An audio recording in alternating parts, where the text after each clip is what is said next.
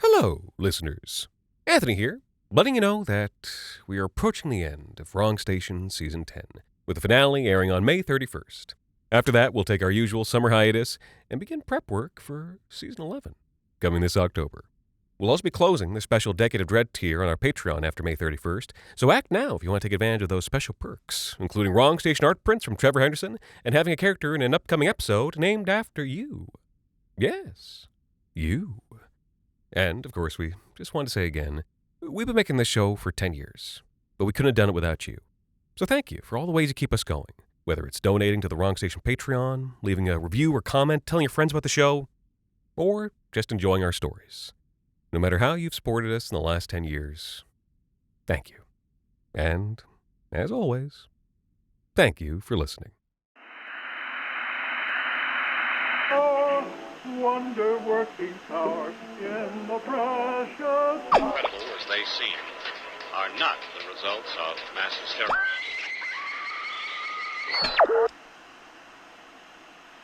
You may wish to adjust the dial you are currently tuned into. The Wrong Station.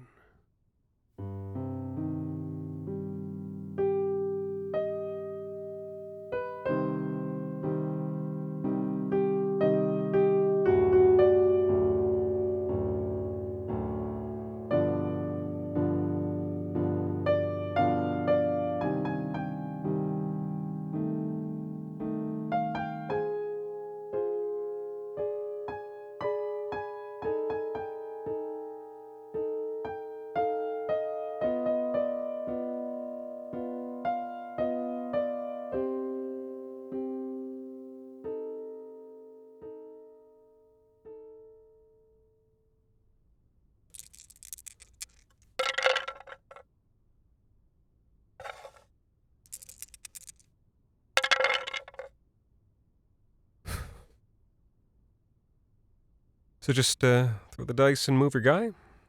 I asked. I nudged one of the flat rectangular pieces from one square to another.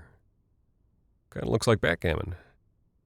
Gwen had already explained the history of the game to all of us.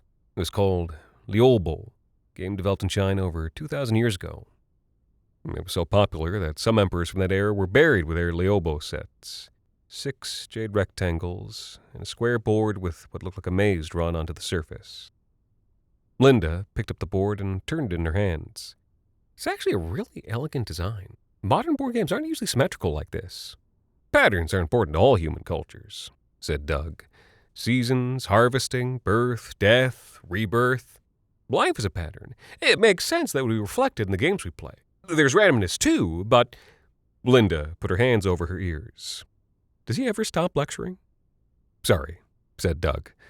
Birds fly, fish swim, professors lecture. Gwen put a gentle hand on his shoulder. In undergrad, they'd slept together a few times, then broke up and settled into an easy academic friendship.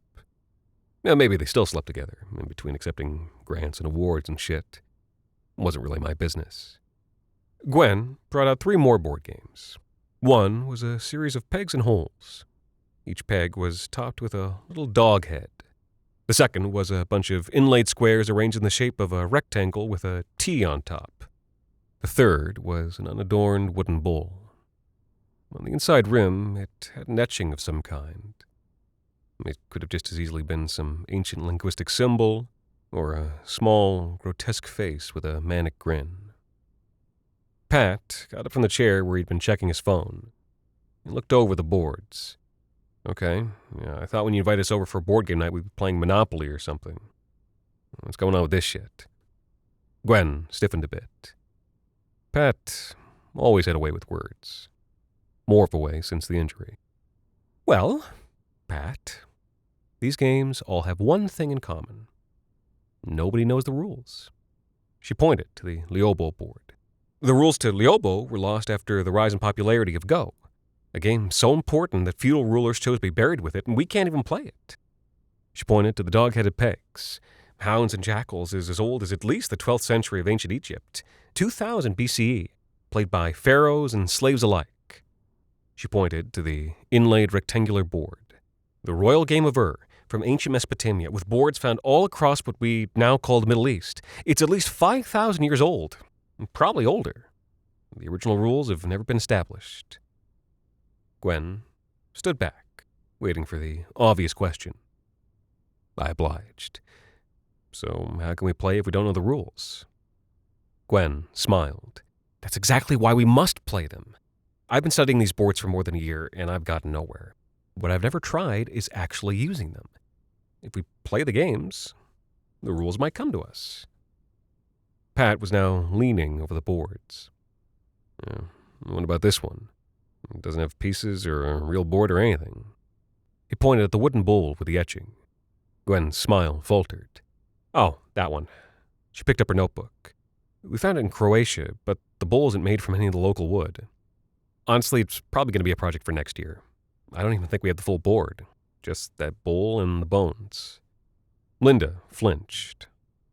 Bones? Yeah, dice are more of a modern invention.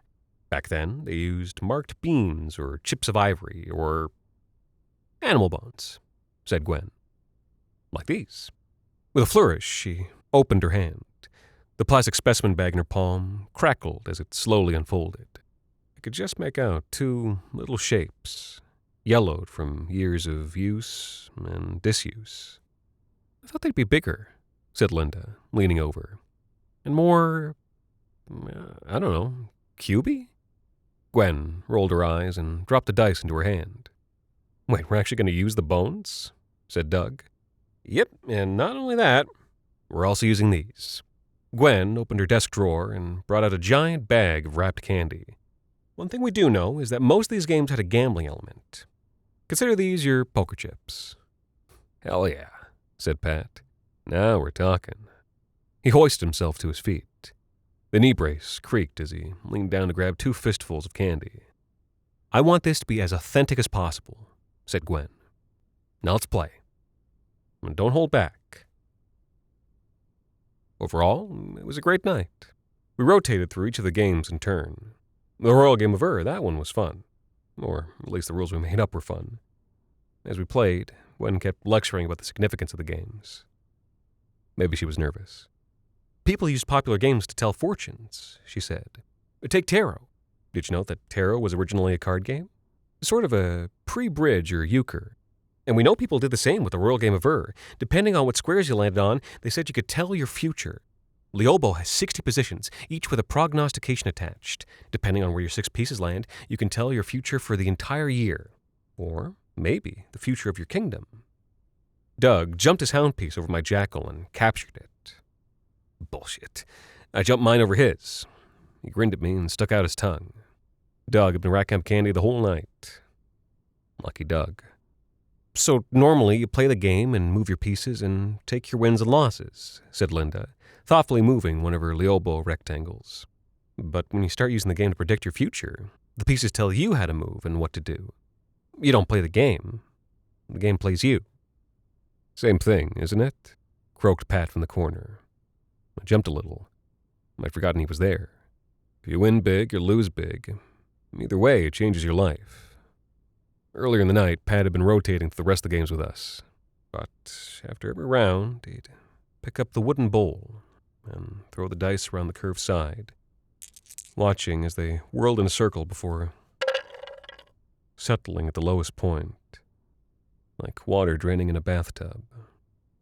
Eventually, he sat himself down with the bowl, determined to figure out how it worked. I'd almost forgotten he was there. He'd zoned out completely, like a teenager playing a video game. Wired, energized, but his lips were cracked and dry. He tossed the dice into the bowl again, and they whirled around and settled. I think I'm starting to figure this one out, he said to nobody in particular. I saw Pat the next day for our usual weekend beer. We used to get off work around the same time on Saturdays, and it turned into a routine for one of us to grab a 6-pack and meet the other at their place. Host never buys their own beer, which meant that I'd been buying beer for the last 2 months while Pat was recovering. 2 months, and every week his little shithole apartment was getting worse and worse. Not that mine was much better. When I got to his place, I found him leaning over the bowl game. He was throwing dice and writing notes in a little dollar store notebook. "Hey, superstar," I said. "You winning?" Pat chuckled, finished his note, and then looked up at me. Gwen lent it to me. A reproduction, anyway. He knocked on it. 3D printed. The dice are real bone, though. She says they find hundreds of these. Maybe she does. Lucky asshole. I grimaced and handed Pat a beer. Luck, fate, and chance. Since the board game night, I've been thinking about them more and more. Linda, Pat, Gwen, Doug, and me. The 5 of us had all met in school. It was the intersection of 5 lines, all going off at different angles. A graph of success and failure. Gwen and Doug had both found PhD supervisors. Of course, being born into rich families made focusing on school easier. They weren't bad people, but let's say that their awareness of the world only extended so far. What was more frustrating was how genuinely good they were at their jobs. Doug studied Mesoamerican codices, and when he wasn't on digs, he was constantly reading and reviewing research for other academics. Gwen, obviously, studied ancient games. She'd been to dig sites all around the world, rummaging through old graves and unearthing well-preserved artifacts, which she dutifully handed over to local authorities after making her reproductions. We all saw her photos from Greece, Peru, Iraq, and a dozen other countries. Pat threw the dice into the bowl and made a note in his notebook. "You know, I got the same degree she did," he said, and then threw the bones again. "Same master's program." I didn't argue. Shit, I think I got the best grades out of all of us.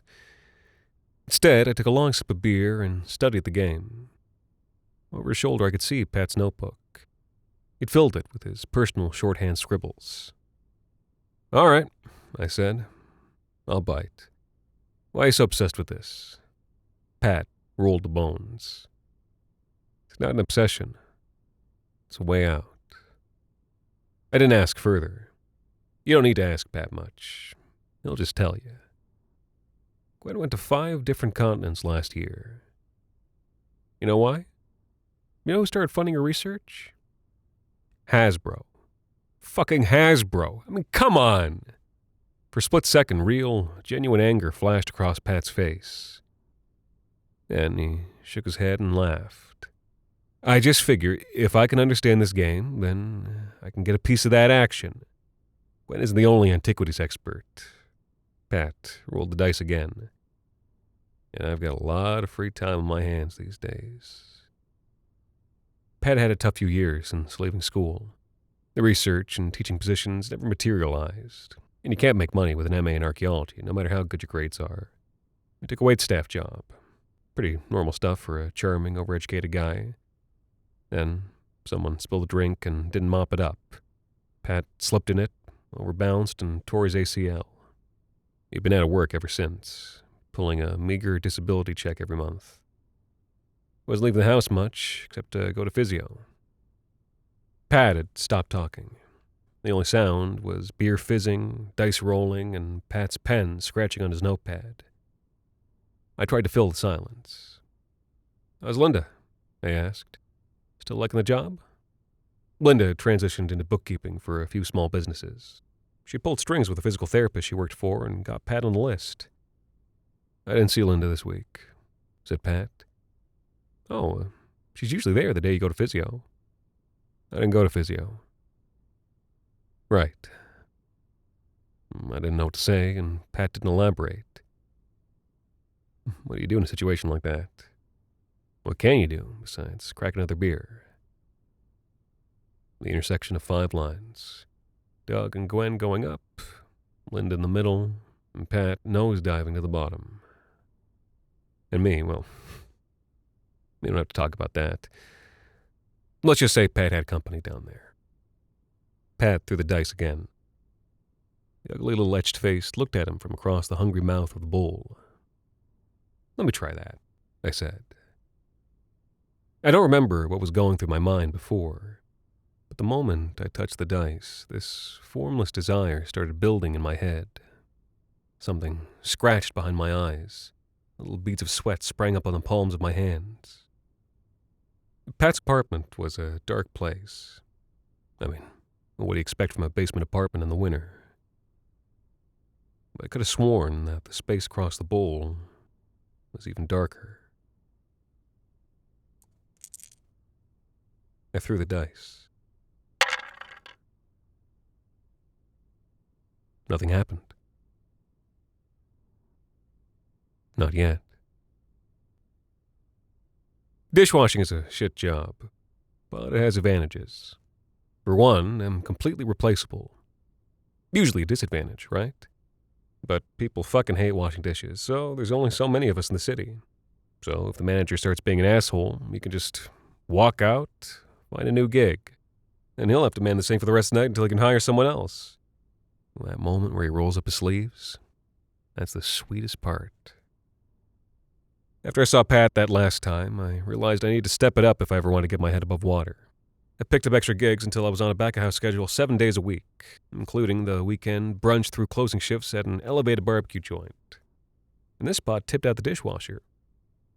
Pretty good. Meant I didn't see Pat for a few weeks. I felt bad about it. Really bad.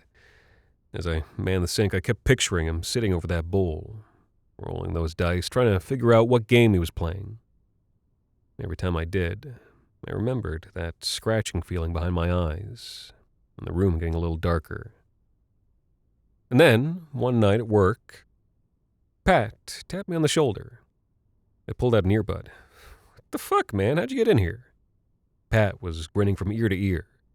His teeth looked whiter than usual. Let's get out of here, he said. He flashed something in my face, and it took a second for me to recognize them as $100 bills. I'll buy you a drink. The manager pushed open the kitchen door. He looked from me to Pat, and back again. The line cooks pretended not to listen. Hey, what the fuck is going on? He asked. Who is this? And, well, it had been a long week for me. Maybe Pat was just the excuse I needed. Fuck you, I said. I quit. Pat took me to a nearby spot. As we were walking, he gave me a little twirl and showed off his knee. The brace was gone. When I asked him how that happened, he just grinned even wider and said, I got lucky. We had a good time that night. Pat balled out a bit, like he had money to spare, buying me crispy Stella Artois from a swanky bar that sold them for $5 more than the honest, godly markup. And any time I asked him where the money came from, he just said the same thing. I figured out the game. Okay, so it was grant money or research money, or maybe Gwen was paying him from her university salary. Maybe Pat's line was on the way up. Around 3 a.m., I felt the door to my basement apartment and crawled into bed. And the next morning, I started looking for another dishwashing job. I didn't see Pat for another few weeks after that.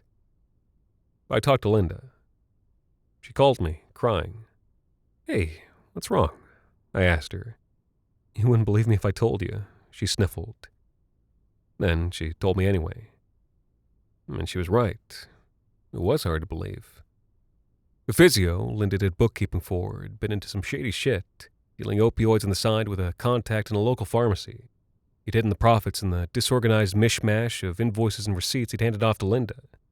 She'd been unintentionally cooking his books for months. More than a year, actually. She never knew anything. When the cops caught up to the operation, they took down everything and everyone. They got the pharmacist, they got the physio, and then they perp-walked Linda at the small office where she'd been working freelance that day. Didn't matter that Linda was innocent. She was the bookkeeper, and appearances are everything. The cops let her go on bail, but now nobody would work with her. Her lawyer was telling her she might have to plead guilty just to avoid a trial. Christ, I said. So what are you going to do? Linda didn't say anything for a minute. I don't know, she said, finally. That's, why I reached out to you. Me? What can I do? She was quiet again for a minute, thinking of how to phrase the next question. Well, I don't have any money. I don't have any prospects. I'm fucked. And Well, you've been in this position before. You still... I thought maybe... just until I'm back on my feet again. Money. She wanted money. Why don't you ask Doug? Or Gwen? Why me? The line buzzed for a second. It's too embarrassing. They don't understand. They don't know what it's like to fail. You get it, right? I did get it. But a deep well of anger was bubbling somewhere deep inside me. How many times had I been too ashamed to ask Linda for help? Now she was coming to me? Sorry, I said, keeping my voice as even as I could. I can't help you out. Later, Pat texted me. Yo, you hear what happened to Elle? Lol, what a shit show. My hands were still shaking when I texted back. Yeah. The next incident happened a few weeks later. Doug had been promoted to tenure track ahead of the fall semester. They had him teaching first-year classes now. Big ones, walking the raised stage in one of the larger lecture halls. They had to keep the space dark for the projector to work properly. He was nervous, I guess. Spent most of the class pacing while he lectured. And then he paced right off the stage. Broke his arm in 2 places, his leg in 3, and his jaw. Well, he clipped a desk in the front row as he fell. Shattered. Pat gave me a lift to the hospital. He'd gotten a real job and started leasing a car. The whole drive over, his face was white, and he kept slapping the dashboard in frustration. Really upset. At the time, I remember thinking, I didn't know he liked Doug that much. Hey, guys. That's what Doug said when we walked in. Or scribbled, I should say. His jaw was wired shut, and he was using a whiteboard to communicate. Jesus, Doug, I said. Half his body was in a cast, and the bottom of his face was lopsided from the surgeries. It's worse than it looks, he wrote. Then he erased it and wrote, Linda was just here. We chatted about Linda's legal issues for a little bit, Doug's marker squeaking on the whiteboard. Pat didn't say much. It looked strange, uncomfortable, like he wanted to jump out of his skin or out the window, or maybe both. Pat didn't look at me for the entire drive back. He just kept saying, it's not fair. And I kept agreeing with him all the way home. Right before I got out of the car, he grabbed my arm. He felt stronger than before, like he'd been working out.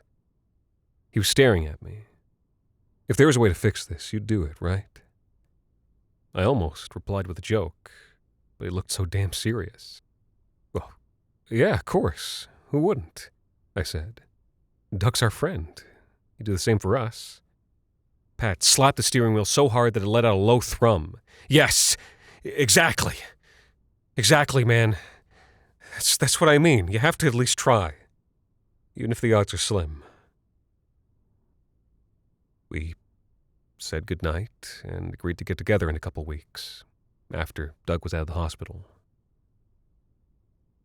I wish I'd asked him what he meant by try. But, wouldn't you know it, Doug's luck held. A visiting specialist had his flight home delayed, and while waiting, he happened to glance at Doug's x-rays and point out a few adjustments that could not only cut his healing time in half, but also restore more jaw function. One short surgery later, Doug's jaw was no longer lopsided. Looked almost as good as new, except for the scarring around his chin, where his beard would never grow again. And, of course, he wouldn't be able to lecture as long, as his jaw was still wired shut. The school didn't know who to turn to, but Doug said they knew just the person. Sent Pat's number to the department head, and a few days later, Pat was the one in front of the first years, walking the stage, reading from Doug's notes, and putting his hand on the safety railing they'd installed after the accident. From what I heard, the professors were impressed with Pat, impressed enough that they offered him a permanent part-time lecture position. But Pat never seemed comfortable with their praise. He kept telling me it was dumb luck. Later, I think it was after Pat's funeral, Doug told me his plan had been to either put me or Pat forward for the job. How had he decided? Flipped a coin. Dumb luck. A few months later, Gwen invited us over for a secret celebratory dinner. She wouldn't tell us why, just that we'd have to find out when we got there, and that we wouldn't need to bring any booze. She'd have champagne on ice waiting for us. Her place, as always, was tastefully luxe. No harsh pot lights, just ambient lamps and a hanging fixture that mimicked candlelight. Nothing was ever ostentatious with Gwen, but you'd pick up a plate or a piece of cutlery and it would have that weight to it. You know what I mean? It felt expensive. The whole place had that weight. She served us a tasty but messy dinner of homemade Caesar salad and shellfish pasta, filled with clams and shrimp we all had to pull apart with our hands. Our champagne flutes were stained with the oil on our fingers. It was only after we'd eaten our fill that she showed us why we were celebrating. She brought over a box covered by a tablecloth, and then, with a flourish, revealed what was inside. It was board games. The games we'd played all those months ago, all in boxes with modern designs and with that big blue logo prominently placed in the bottom right-hand corner. All this time, she'd been working to bring a line of ancient board games to market, and they'd finally approved the final designs. We all oohed and awed. All of us, except for Pat. Because there was one game missing. "Where's the dice bowl?" asked Pat. Gwen furrowed her brow, trying to remember, then snapped her fingers. "Oh, that, we just didn't have enough to go on. Just a bowl and some old bones. I sent you like 50 pages of notes. I had a whole rule set and everything." Gwen shrugged. "I know, I read them. Honestly, Pat, I couldn't make heads or tails of it." "Well, then, let me explain it to you. It's a game of risks and exchanges. Yes, gambling. I understood that much. They wanted the games to be family-friendly. No gambling." "Then why didn't you tell me? Why'd you let me waste all this time?" Gwen seemed genuinely confused. "Pat, are you still working on this? You never reached out. I thought you'd moved on." "Right. You just forgot. It's not that you wanted to keep all the licensing money for yourself." Everyone looked away, smiles frozen on their lips. "Jesus, Pat," I sighed under my breath. Something finally clicked for Gwen. It was as if she realized all at once how Pat had seen her since the beginning of their friendship. The rich, stuck-up bitch. The lucky fraud. The one who had gotten everything he'd always deserved and didn't even have to work to do it. She didn't say anything back. No smart remarks, no defense. She just looked hurt. I think that made Pat angrier than anything else. He said some more regrettable things. Not worth repeating. I don't want to remember Pat that way. But the worst part is, he wasn't totally wrong about her. Or maybe I'm just as bitter as Pat. The whole friend dynamic had been firebombed. We didn't hang out anymore. The group chat was silent. But for whatever reason, Gwen and I still spoke. Maybe she knew I was still close with Pat. Maybe she was still worried about him, even after everything he said. We would catch up every few weeks. Her usually charmed life had become more frustrating, more tragic in some ways. First, it was small stuff. An unexplained car issue. The internet in her office went out for a week. Stuff like that. Then, bigger things. Some funding fell through. A surge destroyed the backup server that held all the scans of her research photos. She had to spend weeks tracking down all the originals. When I told Pat, he just smirked. Served her right. It's about time she understood what the rest of us went through. Thankfully, none of this impacted her work on the board games. The ancient games were a hit. They wanted her to continue finding new artifacts so they could expand the line. She had an all-expenses-paid trip to South India coming up. On the other side of the equation, Pat's life had taken a turn for the better. So had mine, actually. In fact, the whole group, besides Gwen, was experiencing a wave of good fortune. The charges against Lynn were dropped, and she landed on her feet working for a forensic accountant. Pat got promoted at the university, and I got called up to fill a spot. Doug's jaw healed with minor scarring. It's easier to apologize and make up when things are going well. That's what I thought, anyway. One day I walked into Pat's office and closed the door. I asked him if he would consider talking to Gwen. I told him a bit about the latest news with her, all the bad breaks. Pat waved it off like he already knew. For a moment, his face softened. He looked a little guilty. "Sure," he said. "I'll talk to her." Then I stupidly told him to talk to her soon. Gwen was flying to India for research next week. Pat's face hardened. "You know what?" he said. "Never mind. She hasn't earned it yet." I drove Gwen to the airport a week later. She hugged me at the gate and asked me to water her plants. She was looking forward to getting her mind off things for a while. And then her plane went down over the Atlantic. I never saw her again. It took Gwen's parents 2 weeks to believe that she was dead. I don't know if her mom ever really accepted it. It was too sudden, too catastrophic to be real. A single tiny flaw in an onboard computer, a stripped bolt in a wing panel, weak spot in the fuselage. That was all it took for Gwen to disappear. Life is fragile. We all know it. But it's hard to believe that the threads we hang from are woven out of chance. Or maybe chance is just the word we use to describe the mechanisms beneath the surface of the world. The things that are beyond our comprehension. Luck, fate, destiny, life, death. When we roll dice, we tell ourselves chance is in control. But really it's friction, mass, velocity, air resistance, and particle physics. We don't know the outcome, but maybe something else does. Pat didn't come to the funeral. I hated him for it. I thought he was still bitter, or maybe he was just too cowardly to show his face. Later, when I found out what he knew, I couldn't blame him. And it just got worse from there.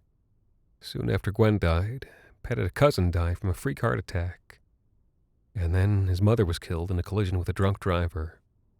The driver walked away with minor injuries, of course. I went to his mom's funeral. Pat looked sick, pale green, jumpy. He didn't give a eulogy, just sat there with his head in his hands, whispering to himself while his dad wept into his prayer book. I pulled him aside to offer condolences. I was surprised when he brought up Gwen. "It was my fault," he said. "All of it." I tried to tell him he was wrong, but he waved me off. Listen,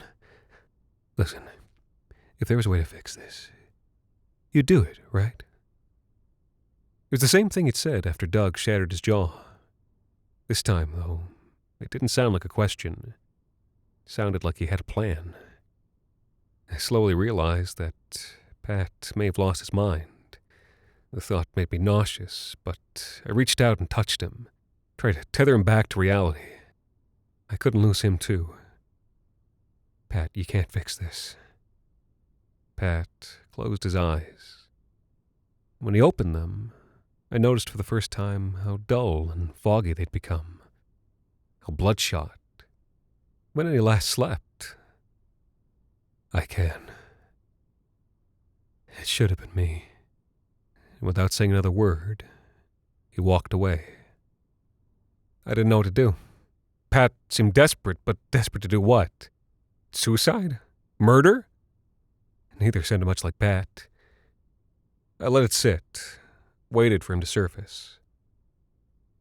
After a month of horror, things settled down.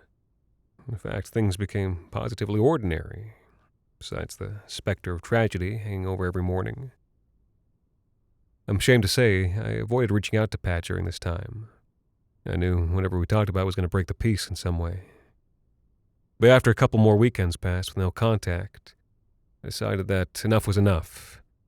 I got on the subway with a six-pack and went straight to his apartment. There was a pile of Pat's mail stuffed in the first-floor mailbox. I grabbed it before I headed down the stairs. I knocked on the door. No answer. I knocked again. Still nothing. I tried the knob. The door swung open into a dark apartment. The light from outside revealed a giant mess. Old containers of takeout and microwave dinners and instant ramen packages bloomed over an overflowing garbage bin. Something skittered away across the floor, back into the darkness. It smelled terrible. Not just old food, but true decay, the kind with maggots and gangrene. I picked my way around the mess toward Pat's bedroom. As I did, the smell got stronger. I could hear him in there, rustling around. I knocked. "Pat? Buddy?" The rustling stopped.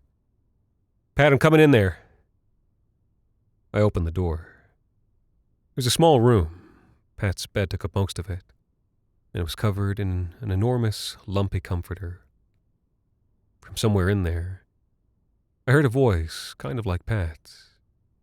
It said, "Just a bad string of luck, that's all." At first, I couldn't see him at all. Just that big comforter thrown haphazardly on the bed, so beaten up from years of use. Any of its lumps could be a head, a shoulder, a knee. "You under there, Pat?" "Yeah, but don't turn on the light. I got a headache." His voice crumbled like dry grass. "Just a bad string of luck." Even without turning on the lights, I could make out the dust and crumbs and dead roaches littering the ground. I propped the door open, and the meager hallway fluorescence glinted off a dark sea of clear and green plastic, making 2-liter soda bottles look like the glowing eyes of jungle predators. "Pat, buddy, come on out," I said. "Let's go do something.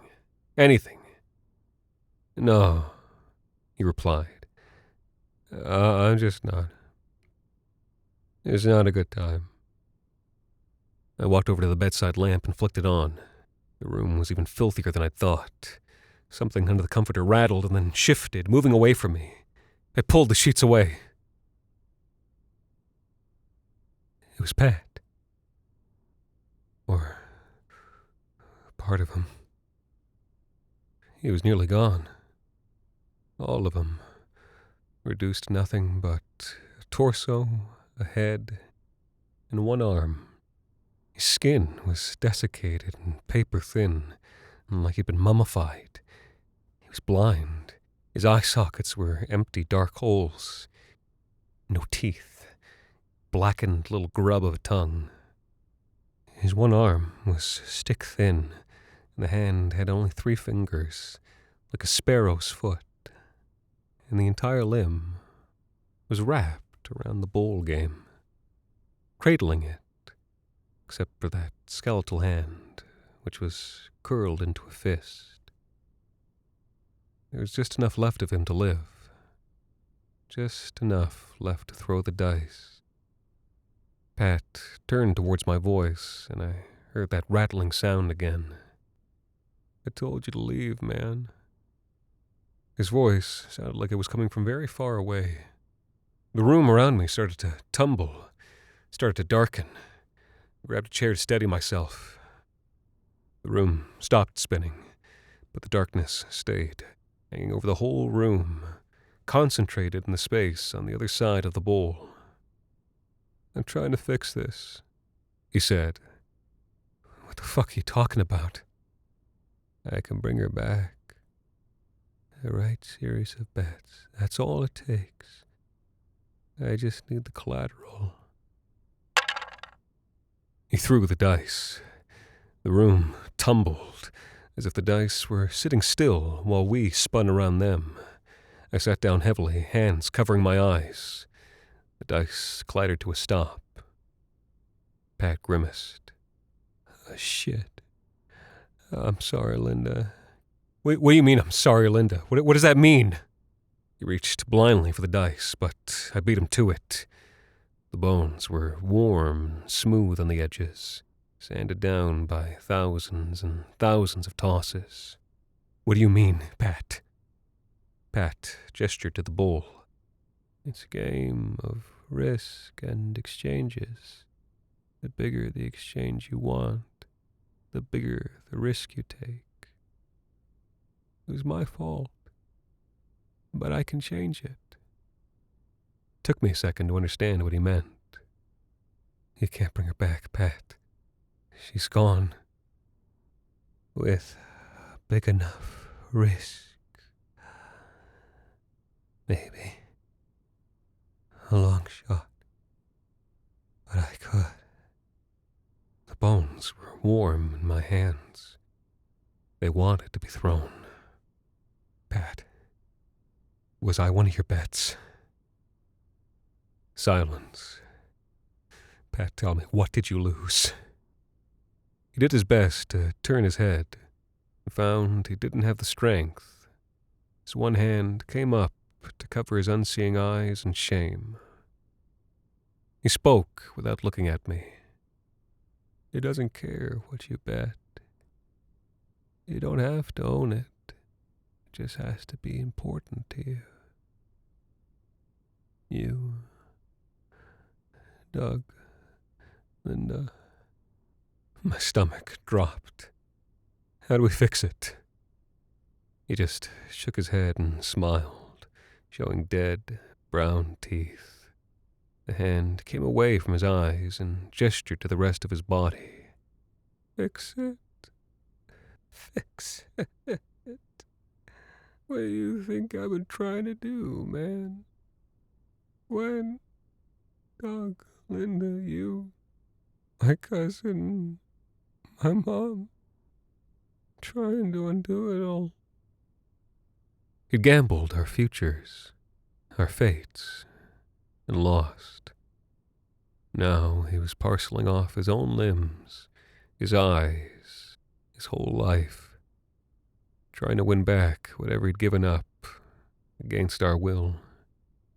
Across the wooden bowl, I could have sworn I saw the haziness grow a little thicker, the room grow a little darker.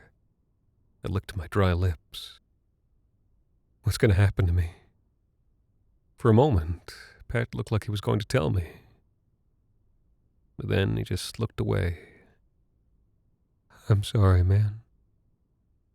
Bad luck. Pat shook his fist. That rattling sound again.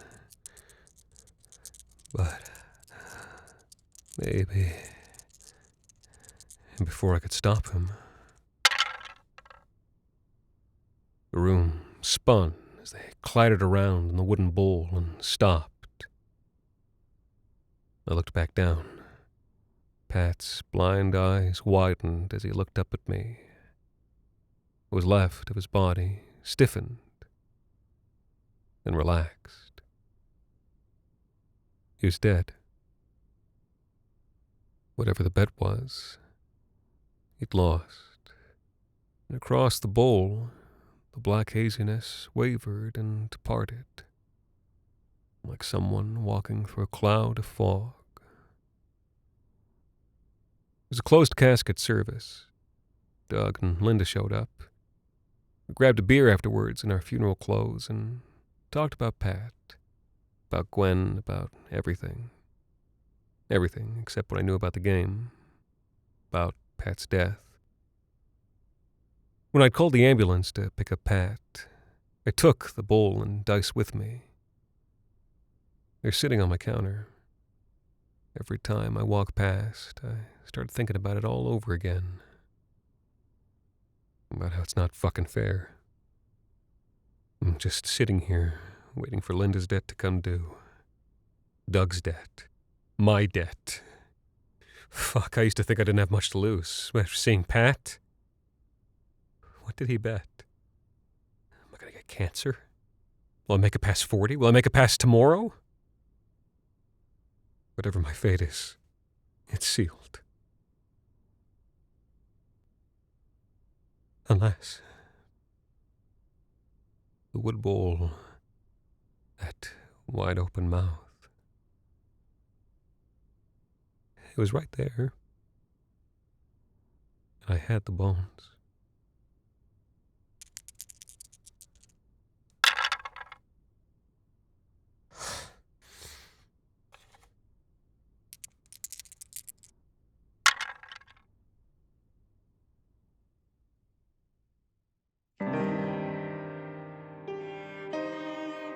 The Wrong Station is made possible with the generous support of our listeners on Patreon. Join us today at patreon.com/thewrongstation for bonus episodes, behind-the-scenes content, ad-free listening, and additional goodies celebrating our decade of dread.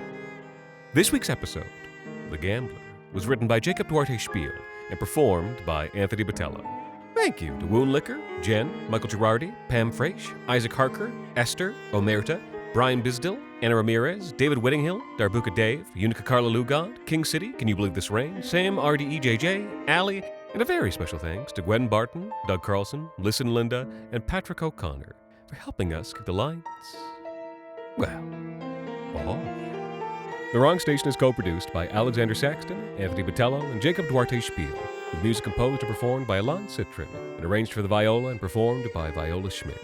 You can follow us on social media at The Wrong Station, or email us at thewrongstation@gmail.com. And until next season, thank you for listening.